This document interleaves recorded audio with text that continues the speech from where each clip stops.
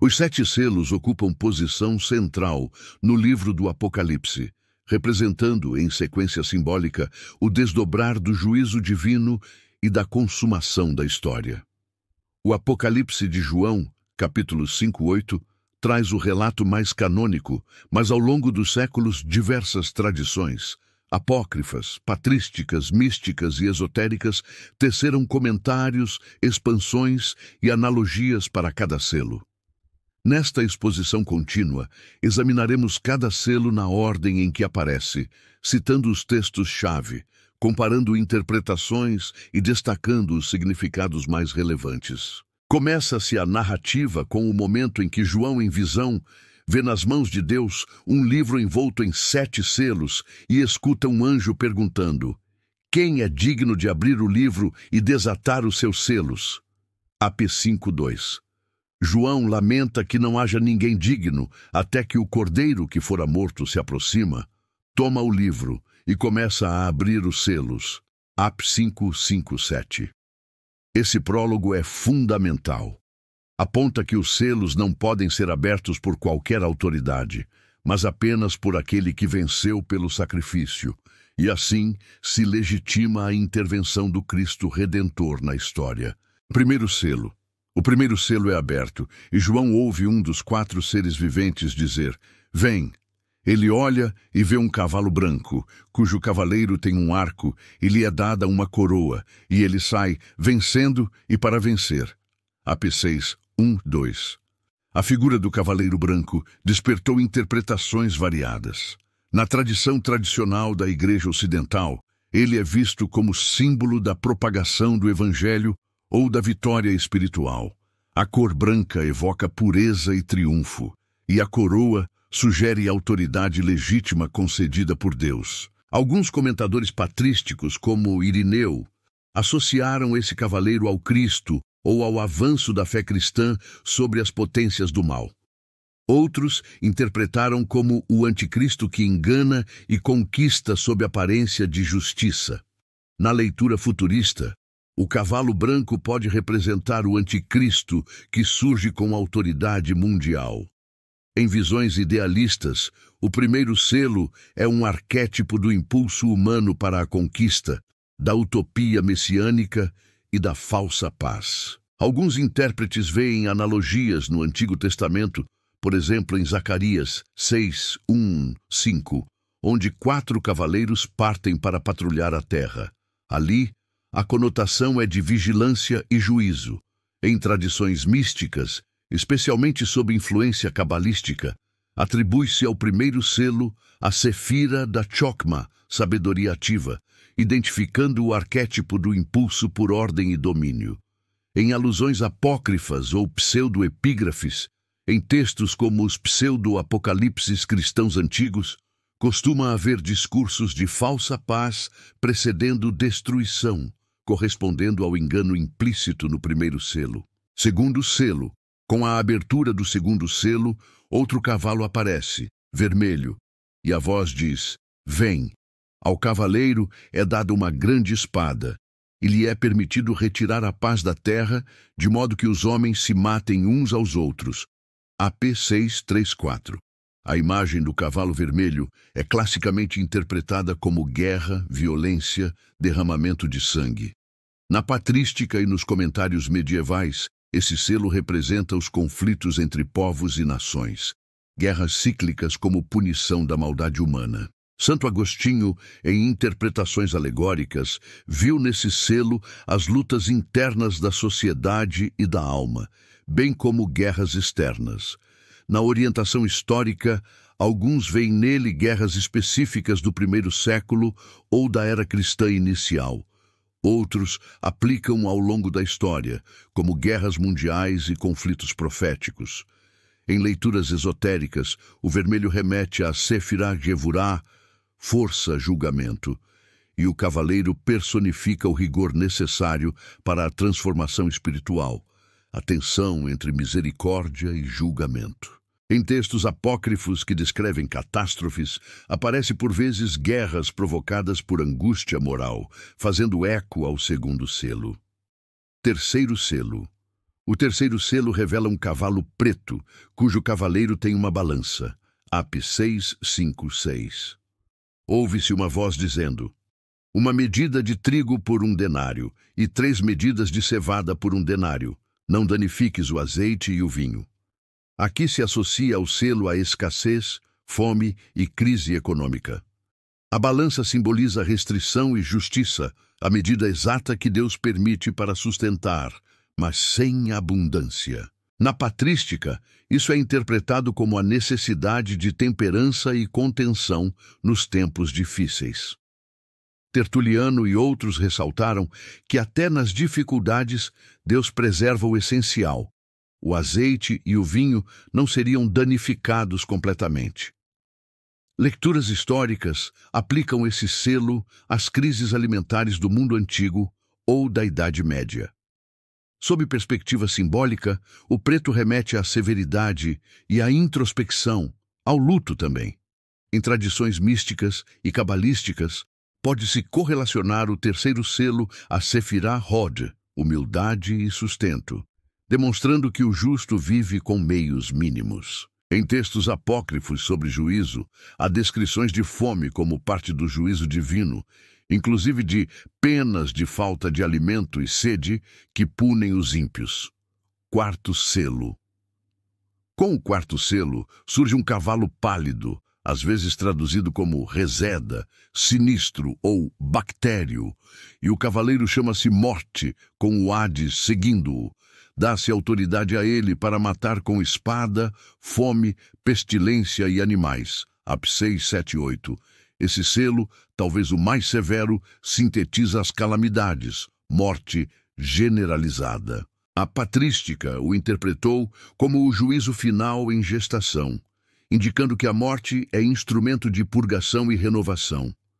Alguns padres da Igreja viram o cavalo pálido como símbolo da mortalidade final, que mesmo a carne temporal não poderia escapar. Na tradição histórica, associa-se a pragas e epidemias, por exemplo, pestilência no mundo antigo e durante a Idade Média. Em leitura simbólica, a cor pálida, grego chloros, sugere decomposição e doença. No misticismo, esse selo pode aludir à dissolução da personalidade egóica, ao processo onde o antigo eu morre para que o novo seja gestado. Em correntes esotéricas, associa-se a Sefirah Netzach invertida, vitória através da queda, ou vitória da alma pela morte do ego.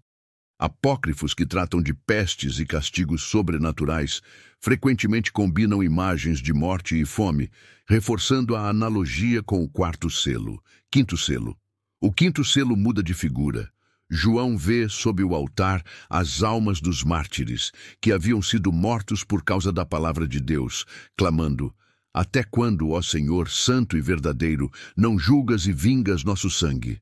Ap 6:9-10. Eles recebem vestes brancas e lhes é dito que esperem um pouco até se completar o número de seus irmãos. Ap 6:11.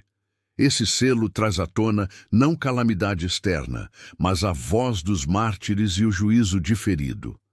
Para os comentadores patrísticos, Tertuliano, Orígenes, Eusébio, esse selo é um testemunho de que Deus ouve os mártires e que o juízo é garantido, mas ainda há um desenvolvimento escatológico.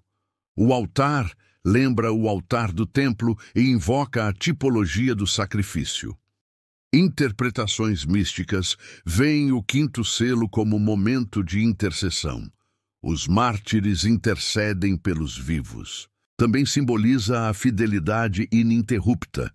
Mesmo em morte, a voz dos mártires permanece e exige resposta divina. Alguns estudiosos veem nessa voz um paralelo com as calamitações passadas no Antigo Testamento, onde o sangue dos inocentes clama, como Abel. Em correntes esotéricas, o quinto selo pode relacionar-se a Sefirah Yesod, fundação, como ponte entre o mundo terreno e o celestial. Os mártires fundam a nova ordem com seu sacrifício. Sexto selo. Ao abrir o sexto selo, João testemunha um terremoto grande. O sol escurece como saco de silício, a lua torna-se como sangue, as estrelas caem, o céu se enrola como pergaminho e toda montanha e ilha são removidas. Reis, poderosos e pobres tentam ocultar-se entre rochas e montes, dizendo: caí sobre nós, e escondei-nos do rosto daquele que está sentado no trono e da ira do Cordeiro. Apocalipse 12:17.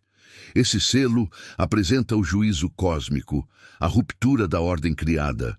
Comentários católicos e ortodoxos veem-na como a manifestação final da soberania de Deus e a inversão dos céus e da terra antes da inauguração do reino.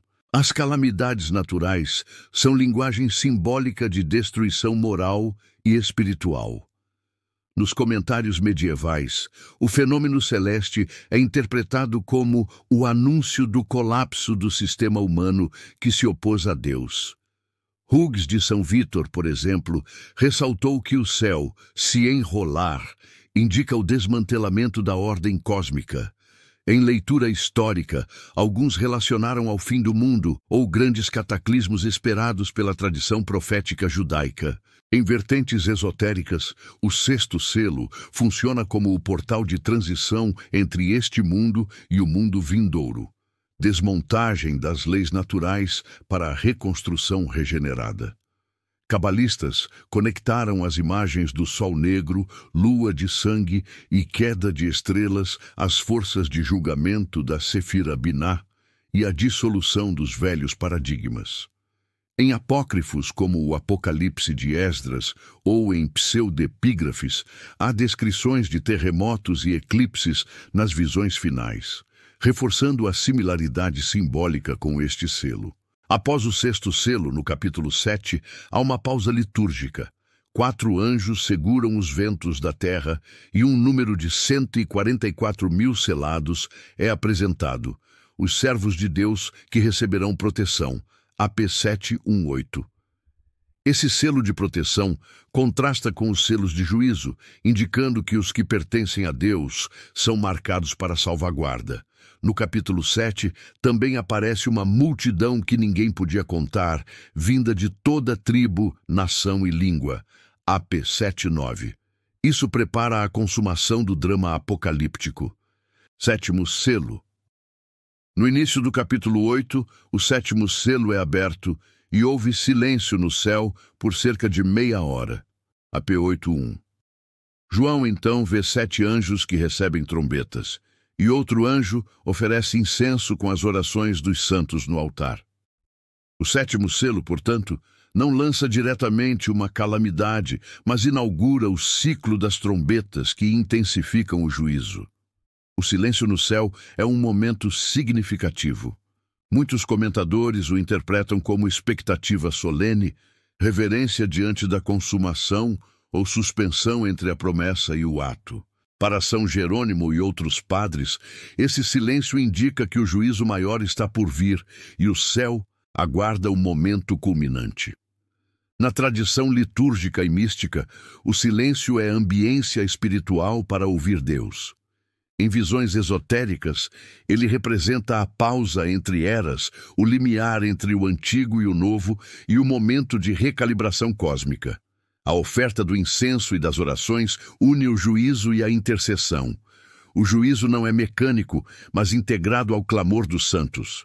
Após o sétimo selo, o texto transita para o juízo das trombetas, AP 8:2 em diante, e mais tarde para as taças da ira, AP 16. Esse encadeamento reforça que os selos são parte de uma estrutura maior de juízo progressivo. Comparações apócrifas e pseudo-apocalipses. Embora o relato dos selos seja exclusivo ao Apocalipse canônico, textos apócrifos e pseudepígrafos oferecem visões que dialogam ou ressoam com seus temas. Por exemplo, no Apocalipse de Pedro e no Apocalipse de Paulo, há cenas de tormento, céu revirado, julgamento e vozes de mártires que clamam, similares ao quinto e sexto selos. Esses documentos, embora não mencionem literalmente os 7 selos, empregam linguagem paralela.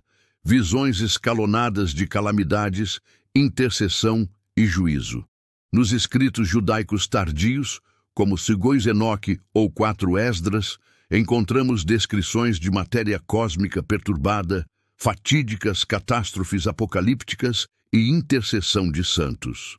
Certos fragmentos medievais ocultistas, inspirados pela Cabala ou pela alquimia cristã, reinterpretam os selos como etapas de ascensão espiritual. A abertura de cada selo corresponde ao desvelamento de centros energéticos internos, chakras cristãos, por assim dizer, sob forma simbólica. Em círculos gnósticos, o primeiro selo seria o delírio da imaturidade, o segundo, a luta contra forças da matéria, o terceiro, a crise da penúria e do despojamento, o quarto, a morte do ego, o quinto, o apelo da alma mártir, o sexto, a dissolução do mundo ilusório, e o sétimo, o silêncio mistérico antes da união com o divino. Interpretações históricas e escatológicas. Ao longo da história da interpretação bíblica, os 7 selos foram vistos sob 4 grandes paradigmas exegéticos: preterismo, historicismo, futurismo e idealismo. Preterismo interpreta os selos como eventos realizados já nos primeiros séculos, especialmente no cerco e queda de Jerusalém, anos 70 d.C. Por exemplo, o 6º selo pode referir-se ao colapso do mundo judaico cerimonial e ao juízo sobre Jerusalém. Alguns preteristas veem o 7º selo como o silêncio que precedeu a destruição definitiva do templo, após o 7º decênio. Historicismo associa os selos a etapas da história da Igreja e dos impérios. Por exemplo, guerras medievais, pestilências, reforma, grandes conflitos do cristianismo, traçando uma cronologia que atravessa toda a era cristã. Futurismo vê os selos como eventos literais que ocorrerão no futuro, durante a tribulação final, e associa o primeiro cavalo ao anticristo, o quarto à morte universal, etc. Idealismo entende os selos como símbolos atemporais da luta entre bem e mal, aplicáveis a qualquer época da história humana. O cavalo vermelho é símbolo universal da guerra, o cavalo negro da escassez, etc. Nesse paradigma, os selos não são juízos isolados, mas padrões recorrentes da condição humana.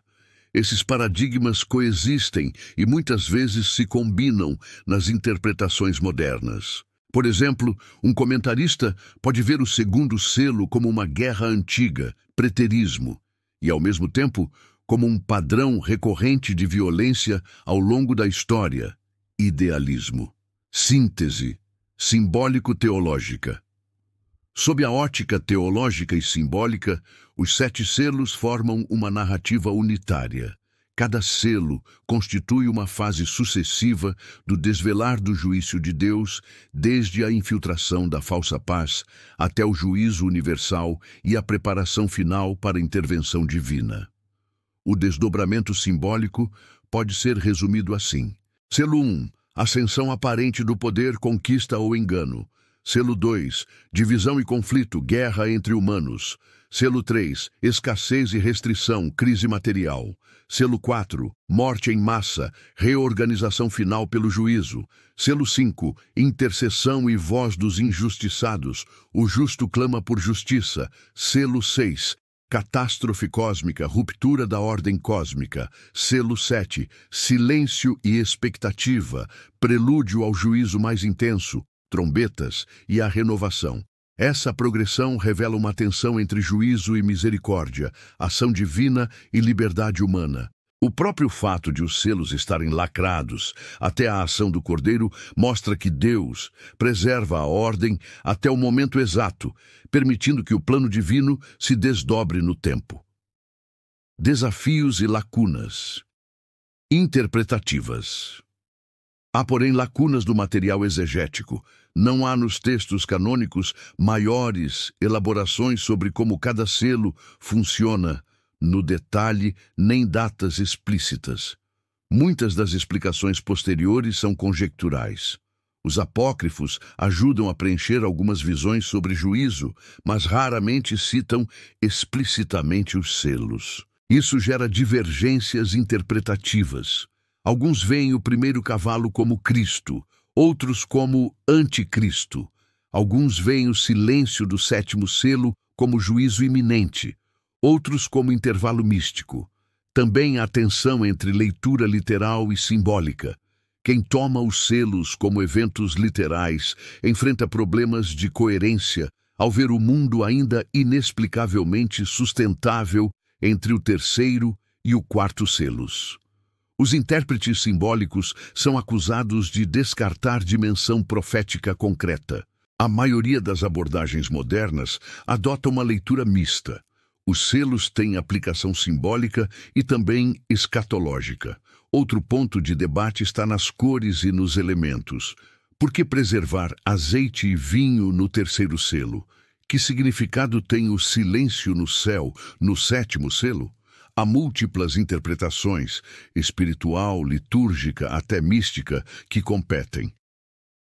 Reflexões finais. Os 7 selos são uma das estruturas mais poderosas e multifacetadas do Apocalipse. Embora o texto canônico contente-se com imagens fortes e lacônicas, as tradições posteriores, patrísticas, apócrifas, místicas e esotéricas, ampliaram seu alcance simbólico. Cada selo pode ser lido em camadas: histórica, escatológica, espiritual. Sua sucessão revela o desdobramento do juízo divino e a resposta humana: conquista, conflito, crise, morte, martírio, catástrofe e silêncio profético.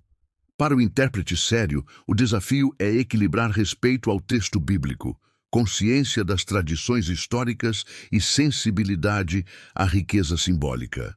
Um estudo definitivo dos 7 selos deveria incorporar frações textuais gregas manuscritos, por exemplo, o Codex Alexandrinus Papyrus 115 para o Apocalipse, e comparações entre versões, texto grego versus Vulgata Latina, bem como um aparato crítico com as versões apócrifas e suas datas.